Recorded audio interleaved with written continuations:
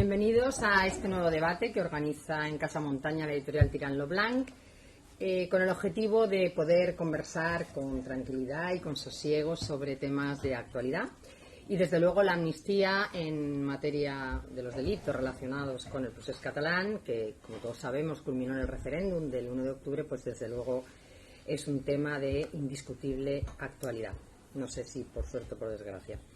Bueno, todos sabemos que el 13 de noviembre del 2023, de este mismo mes, el Grupo Parlamentario Socialista registró en el Congreso una proposición, no un proyecto, una proposición de ley, la Ley Orgánica de Amnistía para la Normalización Institucional, Política y Social en Cataluña. Y, como también sabemos, bueno, pues esa iniciativa legislativa es el resultado de unos pactos de investidura establecidos entre el Partido Socialista, Esquerra Republicana y Junts per Catalunya. Y claro, ambas cuestiones pues claro, han motivado que los debates a favor y en contra de esta ley pues sean extraordinariamente acalorados. De un lado, efectivamente, es que la amnistía es una causa absolutamente extraordinaria de exclusión de la responsabilidad criminal, y de otro, pues claro, se ha producido en un contexto muy singular que aquí en España todos conocemos muy bien, pero que quizá nuestros oyentes en Iberoamérica no conocen tan bien, y por tanto quizá es importante también subrayar el protagonismo que en este pacto de investidura ha tenido Carles Puigdemont, el líder de Junts per Catalunya, una persona que está en situación de rebeldía, y además en ese acuerdo se incluyó en su texto una referencia al lawfare, ambigua sí, pero lo suficiente como para sugerir que determinados políticos independentistas habían sido objeto de una persecución judicial por motivaciones políticas. Entonces, claro, como digo, estas dos circunstancias, la excepcionalidad que tiene la amnistía como causa de exclusión de la responsabilidad penal y, por otra parte, el contexto político en el que se produce, pues ha generado una gran polémica. Y lo cierto es que, precisamente por eso, en el argumentario se han mezclado temas, por una parte, estrictamente jurídicos, acerca de la legitimidad de la ley de amnistía, y el debate político acerca de la oportunidad o la probidad de estos acuerdos de investidura. Claro, aquí, en este contexto, lo que Tirant lo Blanc pretende es que discutamos acerca de la cuestión jurídica, el análisis de la ley, sin perjuicio de que los debates también aborden otras cuestiones de indiscutible trascendencia jurídica, como el posicionamiento, por ejemplo, del Consejo General del Poder Judicial en el pleno extraordinario, en el que la mayoría de los vocales se pronunciaron en contra de la ley de amnistía. Otras cuestiones también, como por ejemplo el intento por parte de varios integrantes del Consejo Fiscal para que el fiscal general convoque un consejo extraordinario, un consejo fiscal extraordinario para pronunciarse contra la ley, o por ejemplo la ya aprobada, porque ha aparecido en el BOE, modificación del reglamento del Senado. Bien, estas y otras cuestiones, pero ya digo, siempre dentro del plano estrictamente jurídico y con la cordialidad que es propia de juristas como vosotros, constitucionalistas y de buen talante. Vamos a tratar de debatir sobre todas estas cuestiones, y para eso tenemos el honor de contar por orden alfabético con Nicolás González Cuéllar, catedrático de Derecho Procesal en la Universidad de Castilla-La Mancha y abogado en ejercicio, con el doctor González Cusack, catedrático de Derecho Penal de la Universidad de Valencia y gran amigo, con Javier Pérez Royo, catedrático de Derecho Constitucional de la Universidad de Sevilla, y con Encarna Roca Trías, magistrada y, como todos sabéis, vicepresidenta del Tribunal, ex vicepresidenta del Tribunal Constitucional. Ex vicepresidenta del Tribunal Constitucional. Y bueno, pues todos ellos se han pronunciado públicamente en relación con esta cuestión, y yo ahora les pediría para abrir el tema, ¿no?, una toma de posición muy breve acerca de la iniciativa legislativa o de cualquier cuestión relacionada con el tema que nos concita. Entonces le doy primero la palabra, si os parece, por el mismo orden que los he presentado, a Nicolás González Cuéllar. Pues muchas gracias a la señora moderadora por su presentación, por sus palabras, y mi agradecimiento tiene que ser necesariamente a Salvador Vives y a la editorial Tirant lo Blanc por darnos la oportunidad de, por supuesto, con toda cordialidad, debatir en términos estrictamente jurídicos acerca de esta proposición de ley, que no se debe analizar, a mi juicio, aisladamente, sino en el contexto de un pacto político que tiene su trascendencia. Todos sabemos en el mundo del derecho que el contexto y la realidad social es importante en la interpretación de las normas y en su aplicabilidad. Yo diría, en primer lugar, y con todo respeto hacia quien mantenga una posición contraria, que esta proposición de ley presentada por el Grupo Socialista, aunque en principio iba a ser auspiciada por otros grupos parlamentarios, es una traición a los principios constitucionales que nos reconocen como una democracia avanzada.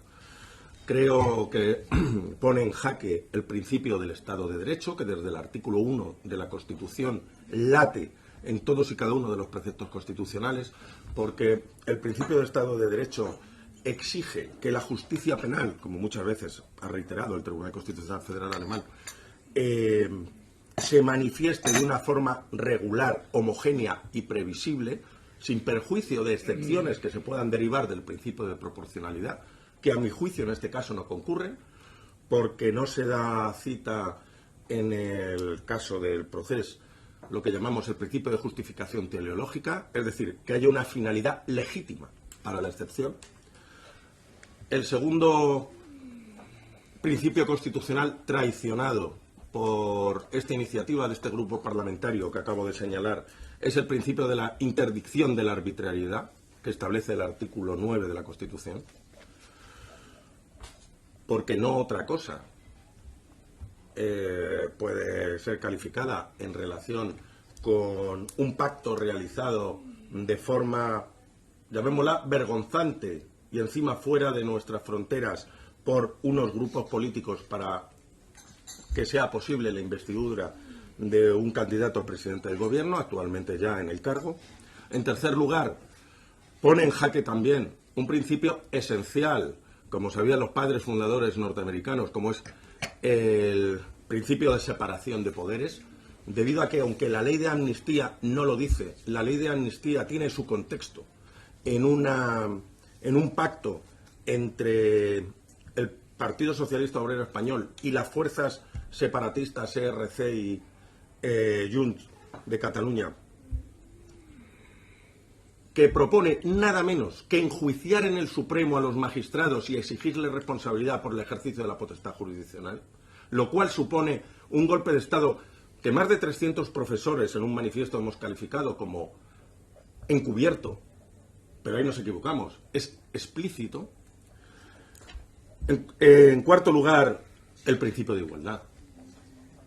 Miren, cuando acabó la Guerra Civil Norteamericana, en el año 68, la 14ª enmienda de la Constitución de Estados Unidos estableció dos principios básicos para la comprensión de las democracias avanzadas, que es el due process of law y el derecho al debido proceso legal y, asimismo, en el apartado primero de esa enmienda, el principio de igualdad de los ciudadanos en la aplicación de la ley. Y establecía la inhabilitación en el cargo para todos los rebeldes e insurrectos que desde una posición supremacista habían provocado la guerra civil norteamericana. Con una excepción, que 2/3 del Congreso y del Senado pudieran hacer excepciones. Ulises S. Grant, en el año 72, auspició y luego firmó, como director del Attorney General en Estados Unidos, una ley de amnistía, se llama Ley General de Amnistía, excluyendo a 300 altos cargos por haber sido congresistas, senadores, embajadores o jueces que habían traicionado la Constitución norteamericana. Eso no ha pasado aquí. Aquí no se excluye a nadie. Aquí lo que se hace es premiar precisamente a los cabecillas, a los dirigentes de lo que fue un intento de golpe de Estado encubierto. ¿Y para qué vamos a hablar del quinto motivo? La independencia de la jurisdicción. La independencia de la jurisdicción que proclama el artículo 117, y es lo primero que desde mi asignatura explicamos a los alumnos, está totalmente en jaque desde el momento en que ponemos en relación la ley de amnistía con el pacto vergonzante que suscribieron estos partidos políticos para la investidura. No se puede entender una cosa sin la otra. No podemos ser tan artificiosos los juristas que engañemos al público diciéndole que esta ley de amnistía no tiene que ver con ese concepto de lawfare, que ahora en un minuto acabo y algo diré sobre él. Por tanto, traiciona los principios constitucionales. En segundo lugar, es un acto de corrupción política, y lo digo en términos jurídicos. Podemos leer todos los convenios internacionales, europeos, de Naciones Unidas sobre la corrupción, y nos damos cuenta de que hay un beneficio personal para una persona que es investida presidente del gobierno, y simultáneamente hay una ventaja que se da a quien te vota. No hay una ley de amnistía, salvo que yo esté equivocado, y le ruego a mis ilustres y queridos colegas que me rectifiquen si es así, que se haya pactado con los amnistiados. En la historia, nunca ha sucedido esto. Y sin embargo, por 7 monedas de plata, el precio de la traición a los principios constitucionales, nos encontramos con que el señor Puigdemont cede sus votos para una investidura para el gobierno de España. Imagínense ustedes que un concejal, que candidato a alcalde de un ayuntamiento, le perdona una multa de tráfico a otro concejal para que le vote. ¿De qué hablaríamos? Sin duda de un delito de cohecho. Pues aquí no solamente se están perdonando multas, se están perdonando responsabilidades contables, aparte de sanciones penales. Siendo esto grave, que lo es, desde el punto de vista del jurista creo que también tenemos que atender a la calidad técnica de la ley. Y nos encontramos con una ley de amnistía que es contradictoria en sus propios términos, que es contraria a sí misma, es el derecho al revés. ¿Por qué?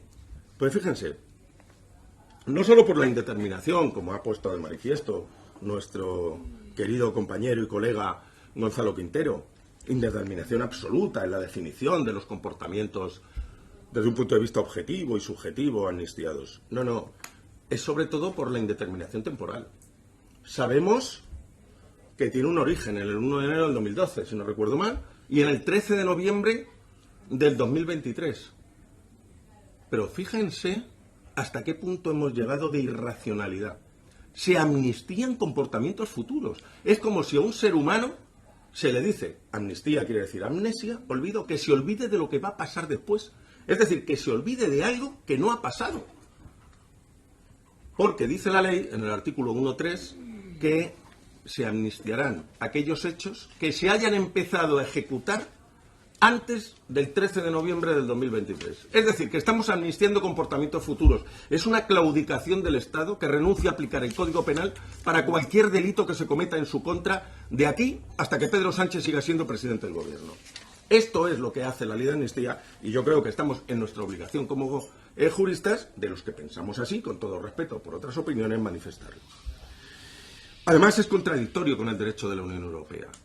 Y fíjense lo que les decía, algo que es el derecho al revés, que en sí mismo es nulo. Dice, no quedarán amnistiados los delitos que sean contrarios a los intereses financieros de la Unión Europea.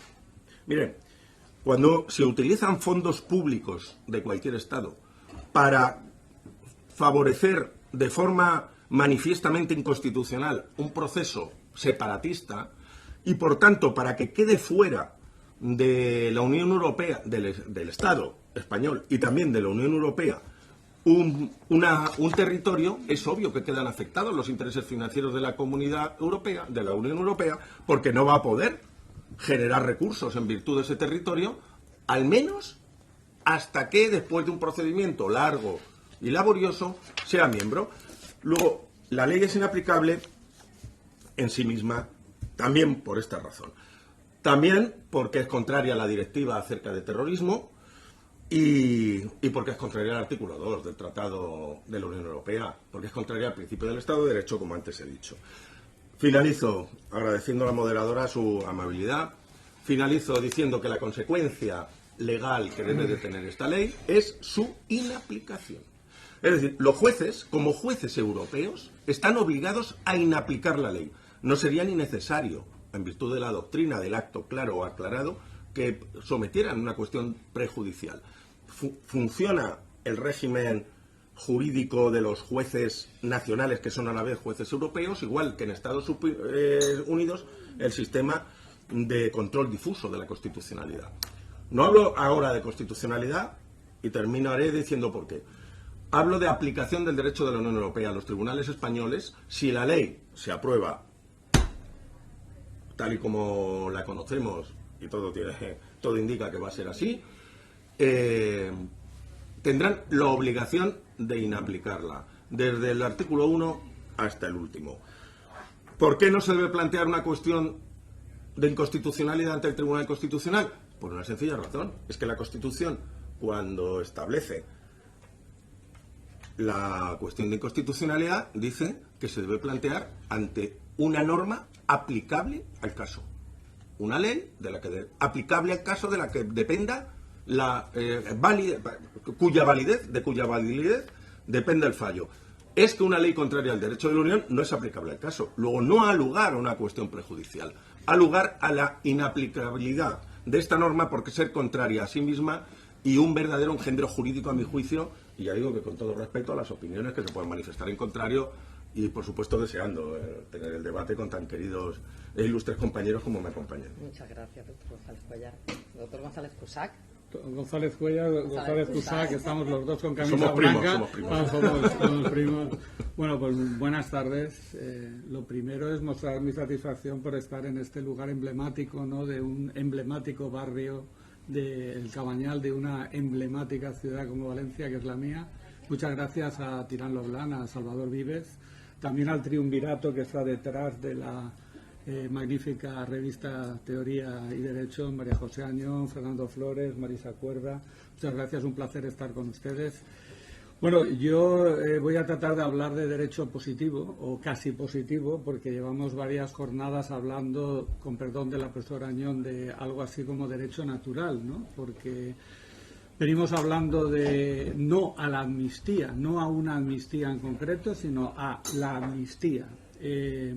También tendremos que darnos cuenta de que varios países de la Unión Europea han sido expulsados de la Unión Europea por aplicar derecho contra la Unión Europea, como Italia, Francia, Suecia, Alemania, Portugal, que aplican leyes de amnistía. Entonces, según el profesor González Cuéllar, no nos habíamos enterado, los acaban de expulsar de la Unión Europea por aplicar en las últimas décadas leyes de amnistía, ¿no? También cómo hemos cambiado, ¿no? Porque hace 40 años éramos capaces de perdonar delitos de lesa humanidad, ¿no? Delitos de torturas, delitos de desaparición forzosa, y hoy nos escandalizamos por perdonar, si la amnistía es perdón, unos delitos que evidentemente son de una gravedad mucho menor, al menos en la escala tradicional del derecho penal. Bien, digo que esta introducción yo creo que nos deberíamos centrar en hablar en el texto que se ha presentado por el Grupo Parlamentario Socialista. Por tanto, yo no creo que se pueda decir que la amnistía no cabe en la Constitución española o no cabe en la Unión Europea. Yo creo que es... Perdón, Nico. No he dicho eso. No, yo ya digo, creo que... No, digo que si lo piensas así, que me parece jurídicamente ridículo. No he dicho eso. Pero digo, para que los que lo piensen no lo hayan dicho, que son muchos, me parece que es ridículo. Una cosa es que el artículo 62I de la Constitución prohíba los indultos generales y guarde silencio sobre la amnistía. Entonces, silencio en el artículo 62, porque el 87, aquí tenemos un ilustre catedrático, maestro del derecho constitucional, dice que la amnistía queda excluida de la iniciativa popular. Luego, al contrario, significa que cabe la iniciativa parlamentaria, como la que tenemos, o la iniciativa gubernamental. Y, por supuesto, desde que entró en vigor el Código Penal de 1995, el 24 de mayo del 96, habían pasado casi 20 años desde la entrada en vigor de la Constitución, y en el artículo entonces 112.3 estaba la amnistía como causa de extinción de la pena. Sigue estando en la Ley de Enjuiciamiento Criminal, en el artículo 666, como artículo de previo pronunciamiento. Nadie hasta ahora había cuestionado la constitucionalidad, por tanto, de esta modalidad de la medida de gracia. Nadie la había cuestionado, matizo, en vía constitucional. O las que se habían planteado como derivadas de la ley de 47 de 1977, de la famosa amnistía, habían sido rechazadas por el Tribunal Constitucional, sobre todo en la sentencia 147 de 1986. Por lo tanto, yo creo que jurídicamente, ni en España ni en la Unión Europea, se puede sostener jurídicamente que la amnistía no es un mecanismo todo lo excepcional que queramos que cabe en los ordenamientos jurídicos constitucional español, en el otro ordenamiento jurídico al que pertenecemos, que es el de la Unión Europea, ni al otro que pertenecemos en materia de derechos humanos, que es el del Tratado Europeo de Derechos Humanos, que por lo tanto estamos en 3 ordenamientos. En todos tenemos pronunciamientos de las Cortes Constitucionales que admiten la amnistía como una solución excepcional en el Estado de Derecho. Por consiguiente, lo que tendríamos que comenzar a discutir, pero no lo voy a agotar en este primer turno de palabra, es si la proposición que se ha presentado en concreto satisface o no satisface las exigencias constitucionales conforme a la doctrina del Tribunal Constitucional, conforme a la doctrina del Tribunal de Justicia de la Unión Europea y conforme a la doctrina del Tribunal de Derechos Humanos, no conforme a lo que cada uno de nosotros creamos que es constitucional o no. Entonces, a partir de ahí, yo creo que tenemos jurisprudencia constitucional en estos sentidos y, por tanto, podemos comenzar a discutir preceptos concretos de las leyes. Y voy a acabar con la única referencia que mi querido amigo Nico, el profesor González Cuellar, ha hecho sobre el texto de la ley, la única concreta que ha hecho, porque todo lo demás han sido, con perdón todavía, generalizaciones, que si la igualdad, que si el Estado de Derecho, bueno, todo eso hay que bajarlo.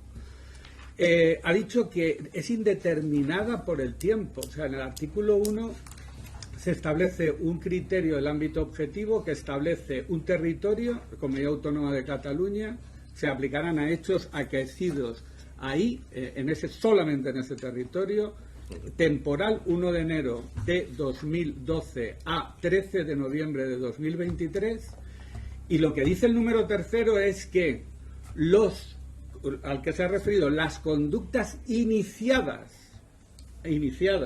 las conductas incluidas en el texto anterior, es decir, los actos amnistiados iniciados antes del 13 de noviembre, cuyo resultado se pueda producir o continúen los actos más allá del tiempo, como es obvio, teoría del resultado, teoría de la actividad, bueno, pues quedan embebidos dentro de ahí. Es decir, eso es la idea que subyace al número 3. Es decir, si ha iniciado hoy, pero no se ha terminado hoy, por tanto están dentro del ámbito temporal. Esto es lo que dice. No creo que sea tampoco, digamos, una cuestión de absoluta indeterminación, porque se trata de actos que hayan comenzado hoy, que están fijados en este periodo temporal. Claro que sí. Sí. Por ejemplo, una malversación y sigues sacando dinero. Y entonces sigues perdonando. Nicolás, si os parece, vamos a hacer esta primera ronda. Vale. Yo termino. Muchísimas gracias. ¿Encarna Roca? Pérez Rollo, sí, perdón, Javier. Muchas gracias a Editorial por la invitación. Y de verdad que yo no he intervenido nunca en un acto como este, invitado por la Editorial, y lo agradezco muchísimo. Y además por estar en compañía de los otros colegas que vamos a hablar del tema, ¿no? Vamos a ver, si vamos a hablar en términos jurídicos, yo creo que hay que partir de 2 normas: la Constitución y la proposición de ley. Que se haya pactado o no se haya pactado, eso pertenece al mundo de la política. Pero no pertenece al mundo del derecho. Y ahí podemos tener todas las opiniones que podamos tener.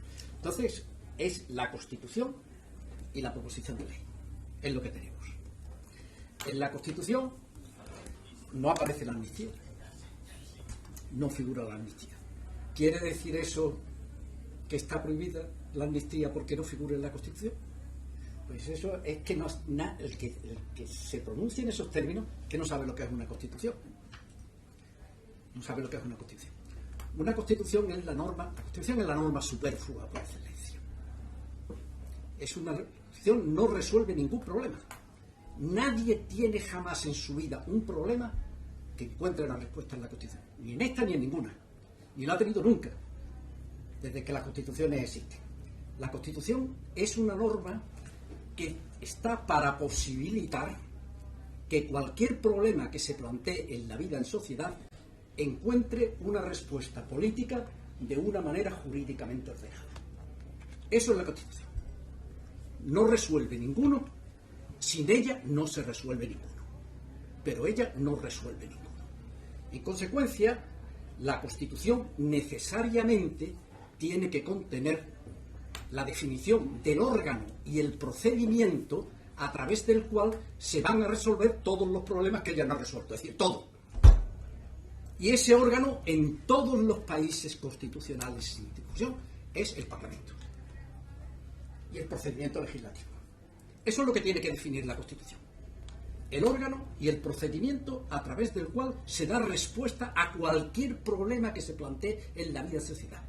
Porque estamos en un ordenamiento jurídico que es un todo unitario, coherente y completo, que no admite la existencia de lagunas y contradicciones en su seno, y en la que todos los ciudadanos están obligados a cumplir las normas jurídicas y la ignorancia de las normas no exime de su cumplimiento, y los jueces están obligados a dar respuesta a cualquier problema que se plantea entre ellos y no podrán nunca pretextar que no dan respuesta porque no hay una norma en el ordenamiento jurídico con base en la cual dan respuesta al problema que se le plantea. Cometerían el delito de prevaricación. Y por lo tanto, ¿qué es lo que quiere decir eso? Que el constituyente, todos los constituyentes del mundo sin excepción, han previsto un órgano, el Parlamento, para que a través del procedimiento legislativo decidan lo que tengan que decidir. Identifiquen cuál es el problema con el que tiene que enfrentarse la sociedad en cada momento y en cada sitio, en cualquier terreno, y una vez que han identificado el problema, tiene el Parlamento libertad de configuración para dar la respuesta jurídica al mismo. Entonces, lo que tenemos que analizar es los límites de la potestad legislativa. La Constitución española empieza con un artículo, el 1.2, el 1 dice: la soberanía nacional reside en el pueblo español del que emanan los poderes del Estado. Y de ese 1.2 se salta al 66.1, que es las Cortes Generales. En medio está la corona, que se ha abierto, que es un órgano, pero que no es un poder del Estado, y es un paréntesis. Y de la legitimación democrática se salta al 66.1. Y en el 66.2, la primera función de las Cortes Generales es la potestad legislativa. Entonces, ¿cuáles son los límites que hay en la Constitución española para el ejercicio de la potestad legislativa? ¿Cuáles son? El contenido esencial de los derechos fundamentales, el contenido esencial de los derechos fundamentales, y se acabó. Y el respeto del procedimiento legislativo. Y a partir de ahí, el legislador puede identificar el problema. Y eso es una cuestión, es un problema de naturaleza política. Yo, como órgano que soy el representante de los ciudadanos directamente elegidos, identifico cuál es el problema con el que tiene que enfrentarse la sociedad española, ¿vale? Y después articulo la respuesta normativa para ese problema. Y esto es lo que se ha hecho en este caso. Esto hasta ahora mismo, en el momento en el que estamos, en el momento en que ahora mismo nos encontramos, que tenemos una Constitución y que tenemos una proposición de ley. Una proposición de ley de amnistía. Está buenísimo. Y aquí es lo que hay que ver. Yo quiero ver ahora, cuando estamos en la fase de enmiendas, entramos en la fase de enmiendas, y ahora veremos dónde se identifica la anticonstitucionalidad de la ley. ¿Dónde se identifica la anticonstitucionalidad de la ley? Porque si estamos hablando en términos jurídicos, si estamos hablando en términos jurídicos, en términos políticos, por supuesto, pero este es el problema, que la amnistía es una decisión política, y las Cortes Generales han decidido, y a nivel han decidido, y en el título de la ley, no, todavía no. Ya aparece, no, bueno, las Cortes Generales no están en eso, pero vamos, que la proposición de ley, la definición de este problema, que es el problema constitucional más importante que ha tenido España en democracia, que es el problema de la integración de Cataluña en el Estado. Este ha sido el gran problema del constitucionalismo democrático español. No del constitucionalismo predemocrático, pero sí del democrático. En el 31 y en el 78. Y ha sido el gran problema. Y ahí, pues, estamos. Se previó una respuesta. Esa respuesta para cómo se integraban las nacionalidades y regiones en el Estado, pues fue entrando sin que se llegara a plantear nunca un problema de una naturaleza constitucional que pusieran puesto en la constitucionalidad, hasta que llegó la reforma del Estatuto de Autonomía de Cataluña, que es una reforma que se hizo respetando escrupulosamente tanto la Constitución como el Estatuto de Autonomía, y que es la norma más controlada en su génesis que ha habido desde que es la entrada en vigor de la Constitución, y que después de estar 4 años en vigor sin que se planteara ni un solo problema en la aplicación de la misma, hay una intervención del Tribunal Constitucional que acaba anulando parcialmente el estatuto e imponiendo la interpretación obligatoria de un determinado número alto de preceptos, y que viene a ser romper en cierta medida, quebrar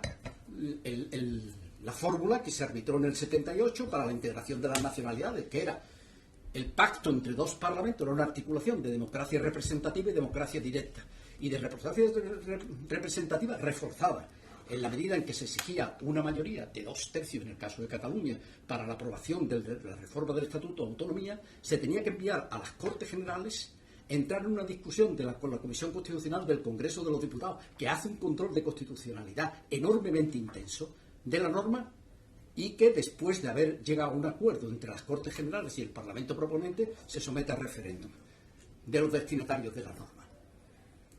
Y una vez que eso, por tanto, la fórmula de integración era pacto entre los 2 parlamentos, más referéndum. Y el Tribunal Constitucional decide que no acepta el pacto, entre los 2 parlamentos, y que desconoce el resultado del referéndum,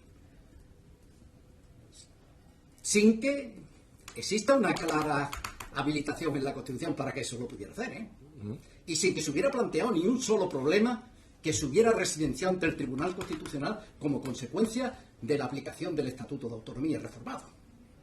Entonces, bueno, lo hace el Tribunal Constitucional, y entonces, a partir de ahí, pues pasa lo que ha pasado. El desorden generalizado en Cataluña, como consecuencia de la quiebra del bloque de la constitucionalidad. El bloque de la constitucionalidad. Cataluña es la única comunidad autónoma en la que están ejerciendo el derecho de autonomía con base en una norma que no es la que ha sido aprobada, pactada por su Parlamento con las Cortes Generales y aprobada en referéndum. Se le ha impuesto el ejercicio del derecho a la autonomía con una base, con una norma impuesta desde fuera. Perdón, yo no quiero decir. Lo que quiero decir, que estoy diciendo que estos son elementos, y como consecuencia de todo ello, pues ha habido las tensiones, el desbarajuste, las cosas, que no es nueva además, porque esto nos viene de la historia, en la historia española nos viene desde lejos, ¿no? Entonces, ¿qué es lo que ocurre? Pues que en un momento determinado, ahora, claro que las circunstancias políticas son las de la investidura y todas las cosas, Aquí no estamos hablando de amnistía, aquí estamos hablando de investidura, políticamente. Ese es el problema. Cuando se habla de investidura. Y estamos hablando de la amnistía de Puigdemont. Si la amnistía amnistiara a todos los demás, extendiera el resultado de los indultos a todos los órganos o todas las personas que han intervenido en el proceso, pero que no estaban en la dirección, y se excluyera a Puigdemont, esto posiblemente no estaría. Ahora es Puigdemont el problema. Por lo tanto, estamos hablando de un problema que es de naturaleza política, pero que naturalmente, pero jurídicamente no hay problema, Jurídicamente, para mí, aquí no hay ni un solo problema jurídico. Hay un problema político de primerísimo orden. Pero jurídicamente esto no tiene dificultad ninguna. Lo que ocurre es que políticamente, y claro, estamos además en un momento en el que desde el año 2015, desde las elecciones del 20 de diciembre de 2015, la sociedad española hace una síntesis política de sí misma a través de las elecciones generales que conduce a casi la imposibilidad de formar gobierno. Por eso ha habido 2 repeticiones electorales y estamos. El sistema electoral español funcionó desde 1979 hasta el 2015, hasta el 2011. Yo diría que mejor hasta el 2008, porque la de 2011 ya empieza a notarse un cierto resquebrajamiento.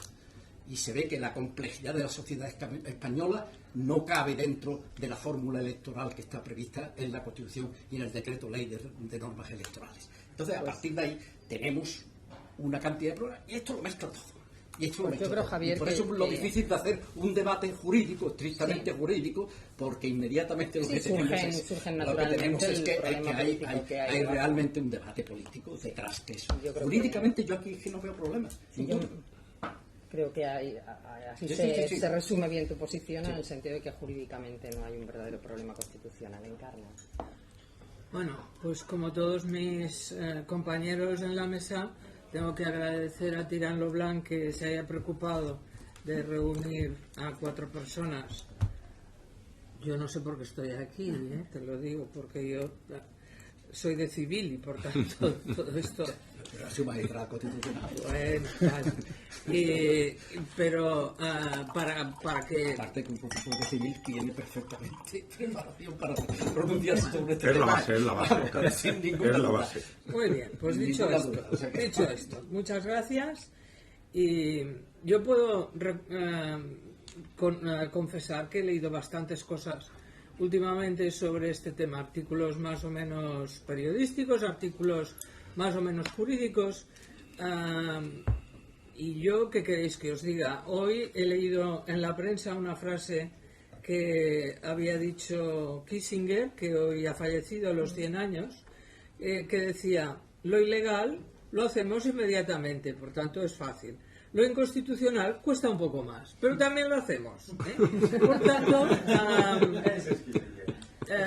Por tanto, yo voy a, estando de acuerdo como estoy contigo, Javier, y lo he hablado con algunos compañeros bastante más preparados que yo en relación al tema de esta imposible distinción entre lo político y lo jurídico, porque para alcanzar finalidades políticas evidentemente tienes que utilizar medios jurídicos, si no, ¿cómo lo vas a hacer, no? Por tanto, yo creo que tengo cuatro razones, y después voy a decir cuál es mi conclusión en relación a si esta ley o esta proposición de ley puede ser o no considerada inconstitucional.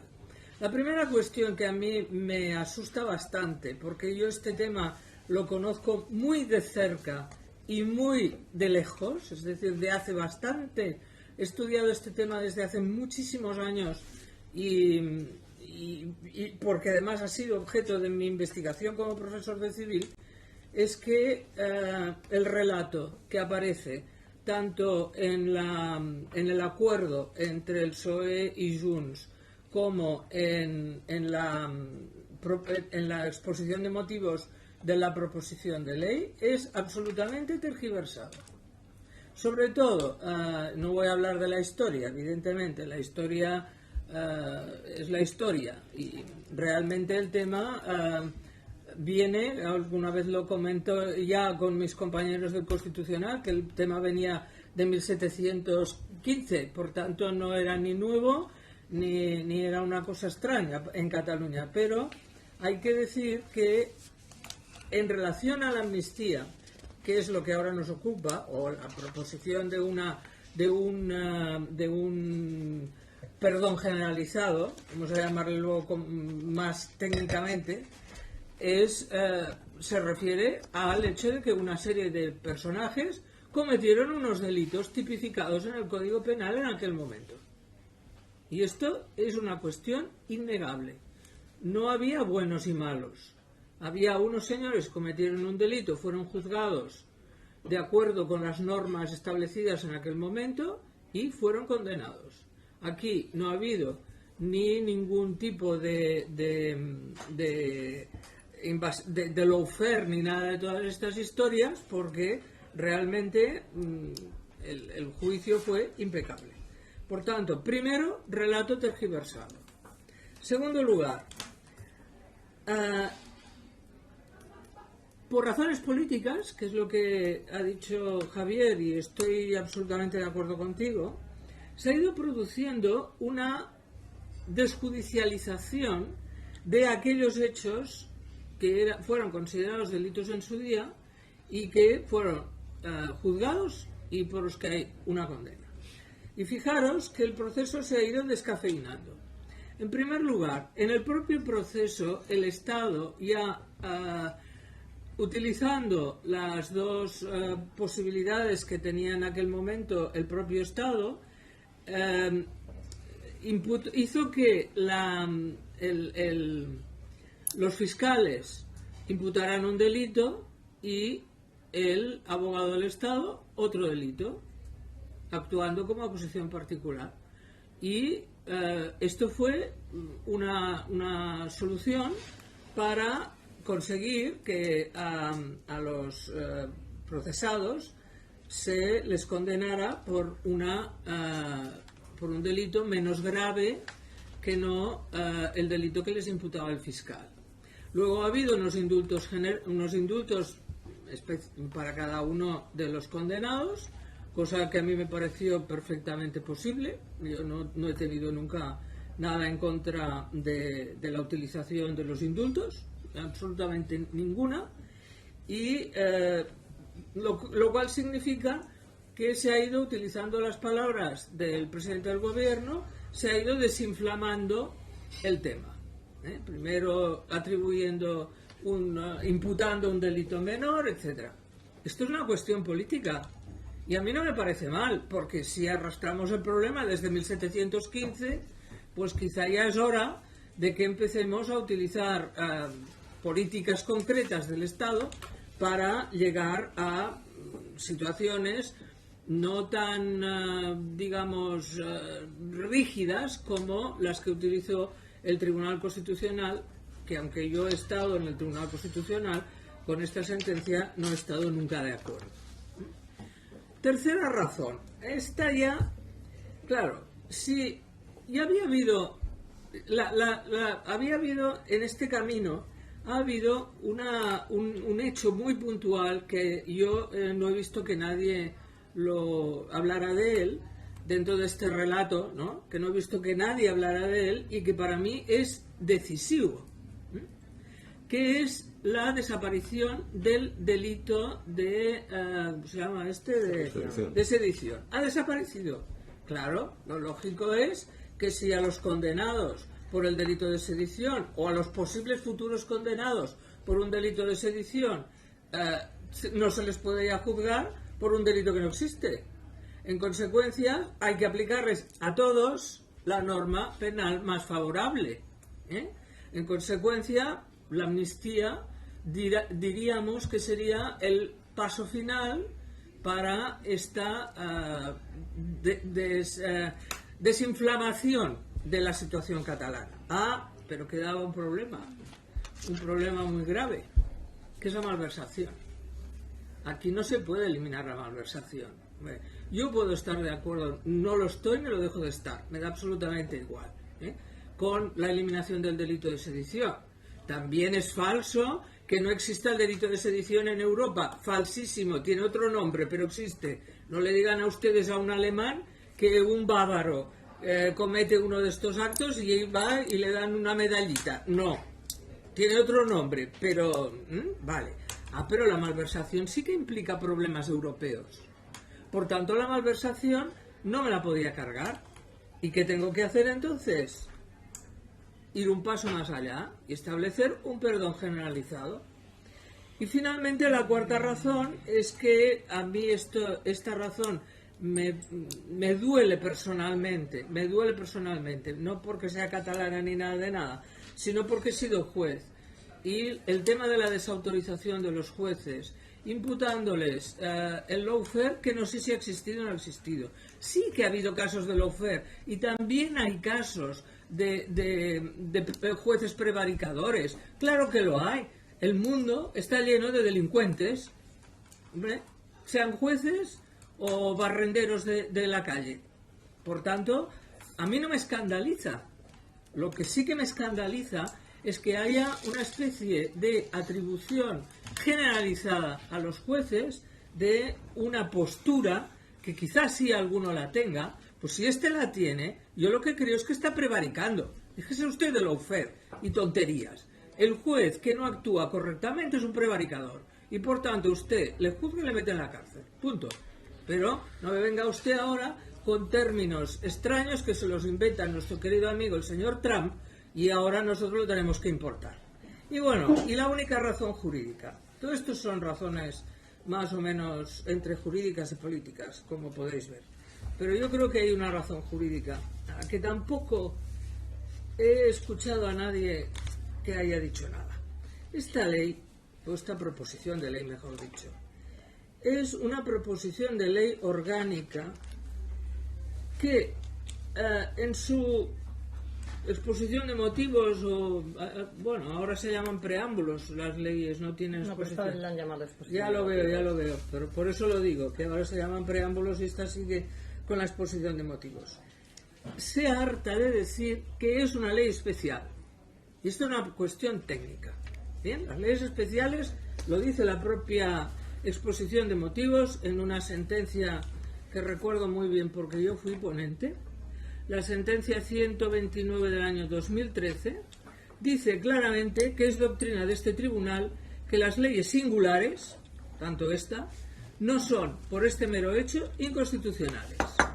Yo tengo una desgracia, yo hablo muy claro, tanto esta frase es típicamente mía.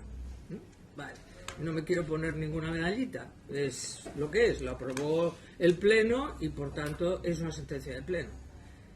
Y a mí es aquí donde me chirrían los problemas, porque aquí es donde yo creo que un buen constitucionalista, no es el caso de hablarlo en este tipo de coloquios, hay algunos puntos que esta sentencia y otras siguientes del Tribunal Constitucional y alguna anterior exigen los requisitos para la validez constitucional de una ley singular.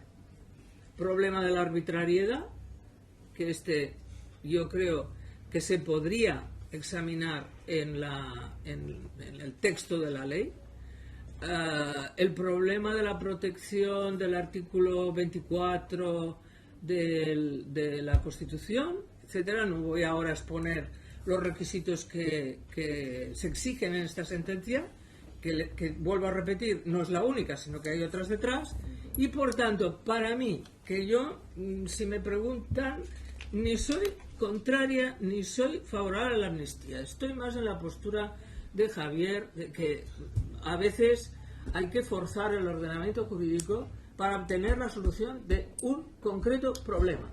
No puede ni el gobierno ni los jueces meter la cabeza debajo del ala, porque es más importante el interés general que todas nuestras construcciones teóricas. Lo he aprendido, Javier, desde que estuve en el Constitucional.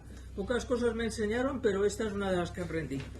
Y realmente yo creo que si con una amnistía bien organizada, que no ataque principios constitucionales, concretamente de la legalidad de las leyes especiales o otros principios, el problema de la igualdad, por ejemplo, también es uno de los que exige la sentencia a la que me he referido, etcétera. Yo, mira, si esto lo arregla, ¿qué quieres que te diga? Habríamos acabado con 3 siglos de líos, tú. Pues muchas gracias, Encarna. Bueno, han salido temas interesantísimos, sin perjuicio de que luego haré en vuestro turno de réplica habléis de lo que queráis. Yo sí que quisiera al menos que insistieres en algunas cuestiones que creo que pueden ser del interés general. Una, el ámbito objetivo de la ley. Creo que tiene que quedar claro en esa polémica entre los dos González sobre cuál es el ámbito objetivo de aplicación de la ley, es decir, si esta ley amnistía comportamientos futuros. Creo que es algo importante que tiene que quedar claro en el debate.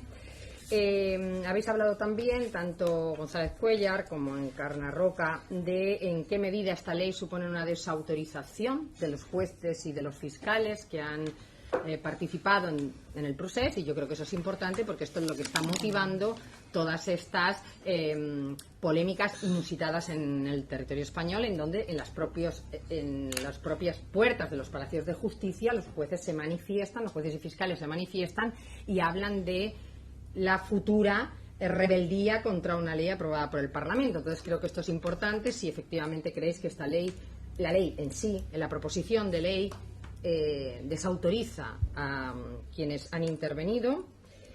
Creo también que sería muy importante ver esa contrariedad de la ley al convenio en materia de terrorismo. Creo que es también una cuestión importante, porque eso sería un punto clave al enjuiciar la ley ante el Tribunal Europeo de Derechos Humanos. Y el tema de la arbitrariedad. Habéis hablado de los problemas de constitucionalidad, que a juicio de Javier, que es el único constitucionalista además de esta mesa, no hay ningún problema de constitucionalidad, también lo ha dicho el profesor González Cusack, pero se ha hablado de algo, tanto por Encarna como por González Cuéllar, de la interdicción de la arbitrariedad como límite a la potestad del Parlamento, además, naturalmente, de los derechos fundamentales. Entonces, sin perjuicio de que vosotros tratéis cualesquiera otros temas, me gustaría que estos temas quedaran claros para nuestra audiencia, porque creo que son de interés para todos. ¿Puedo precisar? Sí, naturalmente. Vamos a ver. El Parlamento no está sometido a la interdicción de arbitrariedad. No es un poder público. Perdona. No es un poder público. El Parlamento, por el solo hecho de existir como representante directo de los ciudadanos, para él no juega la arbitrariedad. La arbitrariedad juega, él tiene libertad, porque es que el Parlamento es el único órgano, el único sujeto jurídico en todo el ordenamiento jurídico que tiene libertad. Que tiene libertad. Tiene libertad porque ha sido elegido directamente por los ciudadanos, es el representante directo y portador directo de la soberanía nacional que reside en el pueblo español, que solamente lo ha elegido a él. Y entonces tiene libertad para identificar políticamente el problema y para articular jurídicamente la respuesta al problema. Y él tiene libertad. A partir de él no ejecuta la Constitución. Él interpreta la Constitución dando respuesta al problema político que en cada momento considera que tiene que dar. A partir de ahí ya no tiene libertad nadie. El Poder Ejecutivo tiene discrecionalidad. Y para eso está la interdicción de arbitrariedad. Para eso está la discreción. La discreción, para el Parlamento nunca. O sea, el Congreso y el Senado pueden actuar arbitrariamente, según tu opinión. Es que no, es que cuando es que no se le aplica la arbitrariedad. O sea, que tiene libertad, porque tiene libertad para decidir cuál es el problema, identificarlo y cuál es la respuesta. Y a continuación, yo pensaba... Perdón un momento. Bueno. Entonces, ¿Es debate? Sí, vamos a esperar que acabe Javier y entonces, te doy la palabra a ti. el Poder Ejecutivo tiene discrecionalidad, pero no libertad. Y de ahí la desviación de poder. Eso no se puede utilizar. Y el Poder Judicial tiene imparcialidad. Tiene la exigencia de que aplique la ley de manera imparcial. Pero libertad nada más que tiene el legislador. Y por lo tanto ahí no tenemos ese problema. Y además es una cosa que, si quiere lo dejo aquí para ahora mismo. Y vamos a dejar que conteste Nicolás. Porque yo quería hablar del principio de igualdad y de la división de poderes. Vale. Que no tienen nada que ver. Sí. La ley de nación no afecta para nada, ni a la igualdad ni a la división de poderes. Con toda mi admiración al doctor Pérez Royo, yo pensaba que la interdicción de la arbitrariedad es general para todos los poderes públicos y que incluso la democracia se caracterizaba porque se ponen límites a las mayorías para defender incluso los derechos de las minorías. Y es un sistema de controles y contrapesos. Eso es lo que yo pensaba. Pero a lo mejor es que mi doctrina constitucional está anticuada y no ha evolucionado con arreglo a la posverdad. Me gustaría decir, en relación con la intervención de mi querido amigo Pepe González Cusack, que yo en ningún momento he dicho que piense que la amnistía en abstracto es inconstitucional. Yo eso no lo he defendido nunca. Nunca. O sea, y coincido con Encarnación Roca en que puede haber situaciones en las que el legislador pueda tener que afrontar una situación en favor del interés general a través de una medida de ese tipo. Pero es falso decir que nadie ha defendido en España hasta este momento que la ley, que la amnistía sea inconstitucional. Yo nunca he coincidido con ello. Pero, lo digo, jurisdiccionalmente, el Pleno de la Sala de lo Contencioso Administrativo del Tribunal Supremo, en una sentencia, es verdad que en un argumento obiter dictum, pero dijo, al igual que los indultos generales, la amnistía está prohibida. Yo no coincido con ello. Eso está analizado en un magnífico libro, por cierto, que va a publicar recientemente Tirant Leblanc, de Alba Rosell, acerca del principio de oportunidad, y se analiza esa cuestión. Yo nunca he sostenido que no quepa una amnistía. Pero es que aquí no estamos hablando en un debate doctrinal, en un seminario jurídico sobre la amnistía en abstracto. Estamos hablando sobre una amnistía en concreto. Y no podemos cambiar los planos. Al igual que creo que podría haber circunstancias en un régimen constitucional y sin que sea necesariamente transicional en el que cabe una amnistía, desde luego nunca para comprar los votos del amnistiado para ser presidente del gobierno. Esa es la clave. La clave no es la amnistía en abstracto. La clave es si podemos tolerar en un Estado democrático, en el que pensábamos que regía el Estado de Derecho, el que los mismos políticos que decían días antes que la amnistía es inconstitucional, incluso en abstracto, sostengan la constitucionalidad para comprar 7 votos, que son 7 monedas de plata, como antes he dicho. Nunca he dicho yo que la amnistía en abstracto esté prohibida, sí que lo dijo la Sala de lo Contencioso Administrativo del Tribunal Supremo en una sentencia de 2013. Y mi querido amigo Pepe González Cusac, profesor González Cusac, dice, esta amnistía está limitada territorialmente. Yo no lo encuentro. ¿Cómo que hechos sucedidos en Cataluña? No, hechos sucedidos en cualquier sitio. Hechos sucedidos en cualquier sitio en relación con la consulta y el referéndum, el pseudo-referéndum inconstitucional y golpista que se dio en el 2017. No se dice que son hechos cometidos en Cataluña, porque fíjate que incluso estarían amnistiadas reuniones en Moscú relativas a la intromisión rusa en esos acontecimientos. ¿Ah, no? Bueno, eso, por ejemplo, es una cuestión que interesa dime dónde dice precisar, que solo los hechos cometidos en la circunscripción territorial de la Comunidad Autónoma de Cataluña. Yo no lo veo en ningún lado. Eso tendría que ser no, para pero que no nuestros dice. oyentes vean que sabemos... Perdona, dice... En el marco de las consultas celebradas en Cataluña. No quiere decir que la circunscripción de los delitos se haya tenido que producir en Cataluña. No dice que sea delitos cometidos en Cataluña. Dice, en relación con las consultas relacionadas en Cataluña. Si hay un señor, como se ha publicado, que fue a reunirse con un emisario de Putin, con independencia de donde se reuniera en cualquier sitio del mundo, con el planteamiento de que se enviaran tropas rusas a defender la posible proclamación de independencia, eso quedaría cubierto con la ley de amnistía. Y en cuanto al marco temporal, se dice, no, si esto es muy fácil, son hechos iniciados. Yo pongo un ejemplo, porque si no, no se entienden las normas. Si Puigdemont si ha empezado a recibir el 12 de noviembre de 2023 fondos del gobierno de la Generalitat de Cataluña para su actividad política de, por ejemplo, comprar voluntades ajenas, comprar funcionarios públicos extranjeros, pongo un ejemplo hipotético.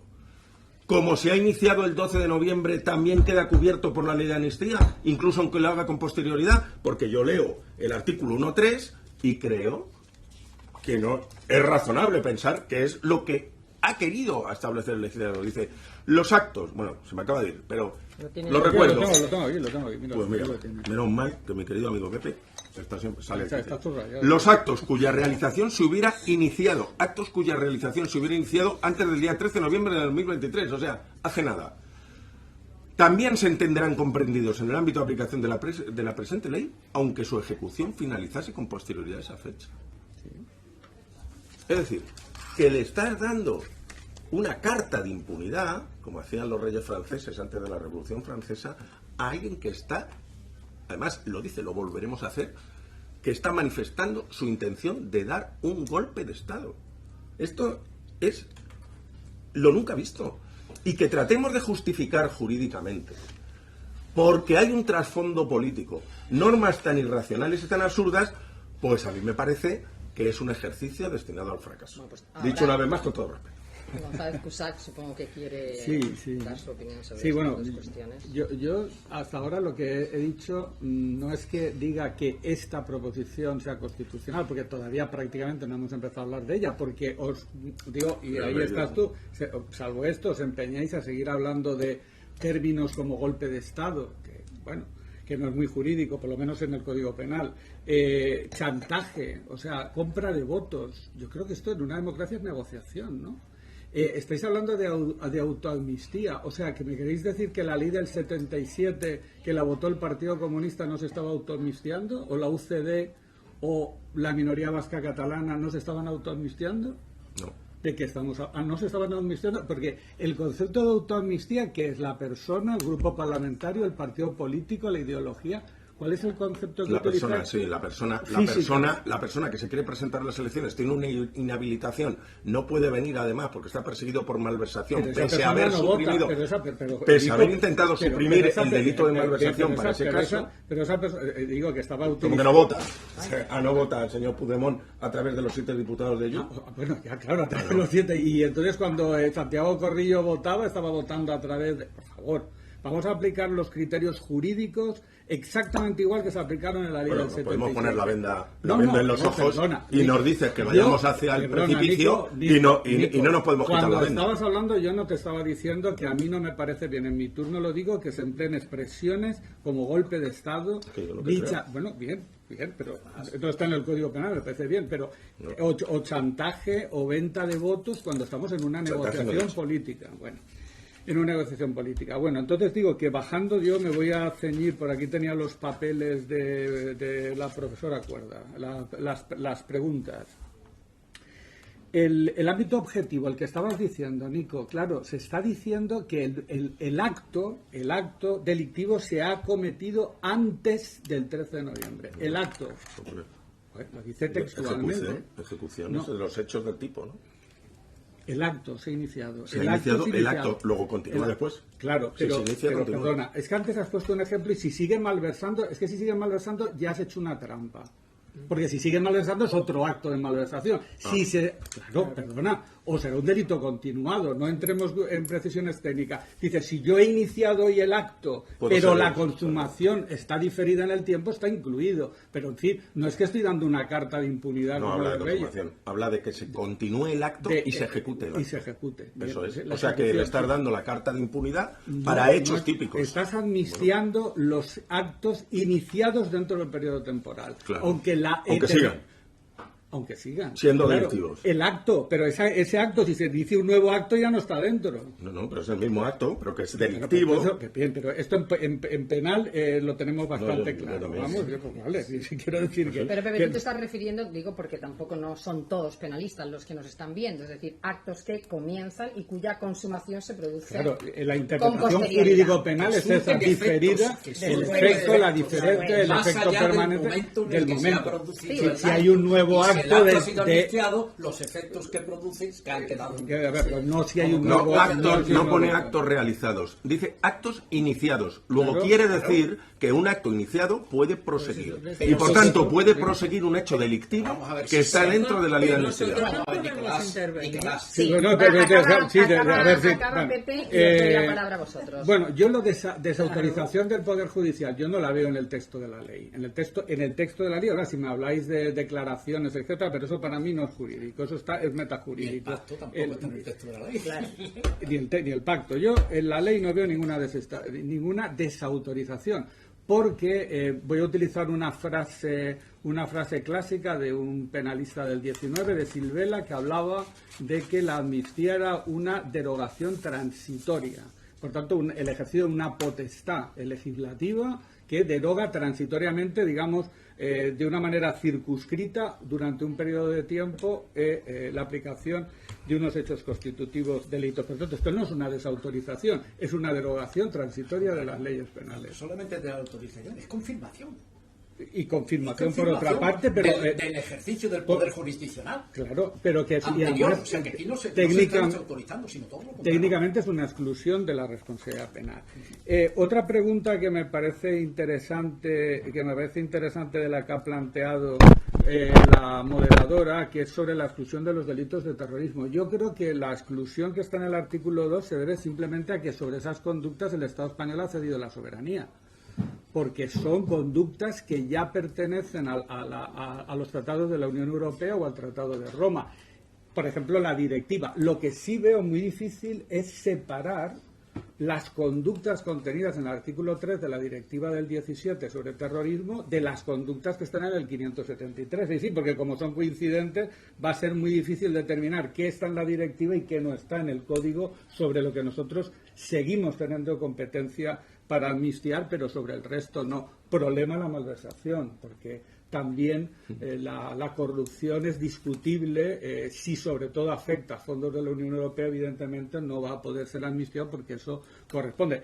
Eso es altamente problemático. Y una última cosa por terminar, sobre los límites de la potestad legislativa que aludía, yo creo que magistralmente el profesor Pérez Royo.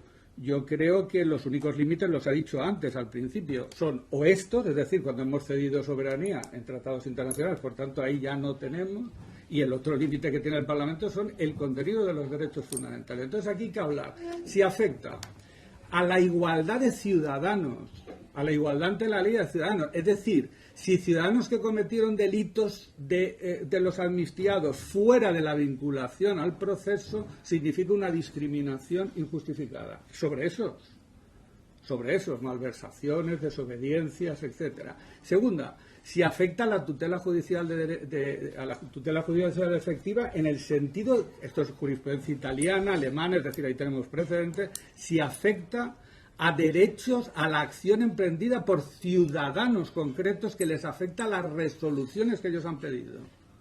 Y tercera cuestión, si afecta a la legalidad, es decir, si la amnistía provoca una afectación al derecho fundamental a la legalidad, entendido como seguridad jurídica, taxatividad. Es decir, que el texto no esté determinado. Pero yo, más allá de eso, no le veo más límites constitucionales concretos a los que haya que entrar en el examen de la proposición. Yo sigo insistiendo en el carácter de ley especial o excepcional que tiene esta ley. Y claro, no se puede decir todo.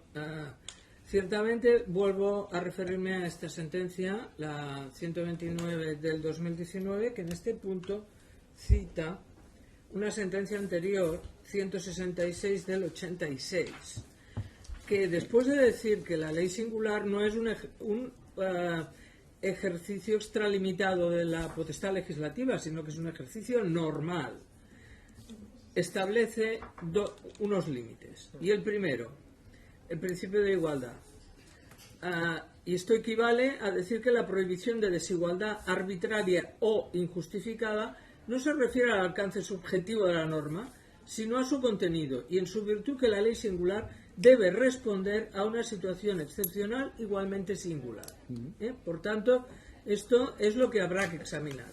Y en segundo lugar, sigue citando esta sentencia, la 166 del 86, la adopción de leyes singulares debe estar circunscrita a aquellos casos excepcionales que por su extraordinaria trascendencia y complejidad no son remediables por los instrumentos normales de que dispone la Administración, constreñida a actuar con sujeción al principio de legalidad, ni por los instrumentos normativos ordinarios, haciéndose por ello necesario que el legislador intervenga singularmente al objeto exclusivo de arbitrar solución adecuada a una situación singular. Y acaba diciendo el canon de constitucionalidad que debe utilizar este tribunal al ejercer su función de control de este tipo de leyes, no habla de las leyes generales, es el de razonabilidad, proporcionalidad y adecuación.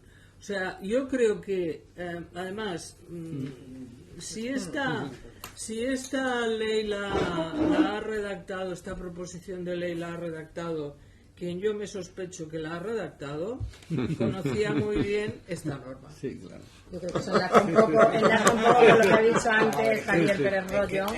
Vamos a ver. Claro. Una ley singular es una ley singular. ¿Sí?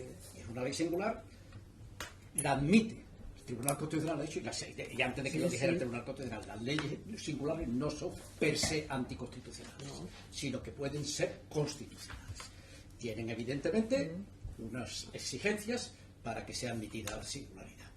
Pero en el momento en el que la ley singular se considera que es constitucional, no afecta para nada. El principio de igualdad no tiene nada que ver en este caso, porque la ley singular siempre se dirige a las personas a las que se dirige, a los temas a los que se dirige, y no al conjunto, y no son casos singulares. Y por lo tanto, el principio de igualdad, los ciudadanos, no hay discriminación. Es decir, pues, si se aprueba esta ley de amnistía, los ciudadanos a los que no se aplica la ley de amnistía no son discriminados por el hecho de que se aplique la ley. Y por lo tanto, aquí no entra en juego el principio de igualdad. Simplemente es que la ley singular es una ley singular y afecta a lo que afecta, a las conductas que ahí se establecen. Y nada más. Y por lo tanto son las personas que hayan podido tener esas conductas en un momento determinado las que se ven amnistiadas. ¿El resto de los ciudadanos españoles somos discriminados porque esos señores se han amnistiado?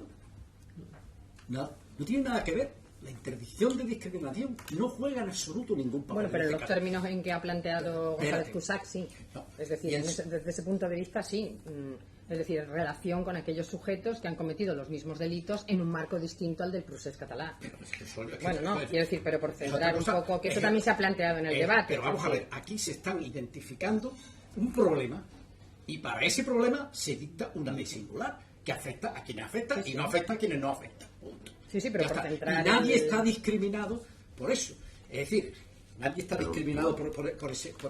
No sé, ¿me permites una pregunta? Venga. Vamos a ver, la ley dice que en casos de terrorismo, que es uno de los supuestos más problemáticos, ¿no? Porque todos sabemos que la Sí, hay problema, la ley tiene problemas. González Cusack, hay una directiva del 2017 que obliga no a tipificar, sino a castigar delitos, no determinados casos. Bien. Y dice la ley, para sortear el problema,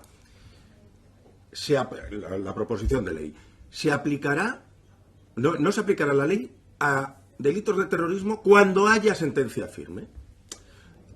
Claro, ¿para qué? Para que todo el mundo entre, todo el que pueda estar imputado por terrorismo. Pero vamos a imaginar, en relación con tu reflexión, que yo no comparto respetuosamente, sobre que esto no afecta al principio de igualdad.